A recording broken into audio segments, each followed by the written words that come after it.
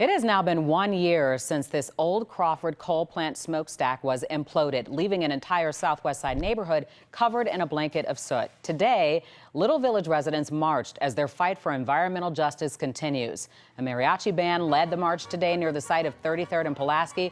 Residents and activists spoke on how the implosion affected their lives. Hillco Redevelopment Partners used explosives to implode that 400-foot smokestack last year. The company and its two contractors have settled a $370,000 lawsuit by the state over air pollution violations. However, rally organizers say the community is still being ignored. The demolition of the smokestack was labeled as a mistake, a miscommunication between residents and a company who was trying to get the job done quickly without thinking of the consequences. But it was that mistake that endangered the lives of residents in the area during a pandemic.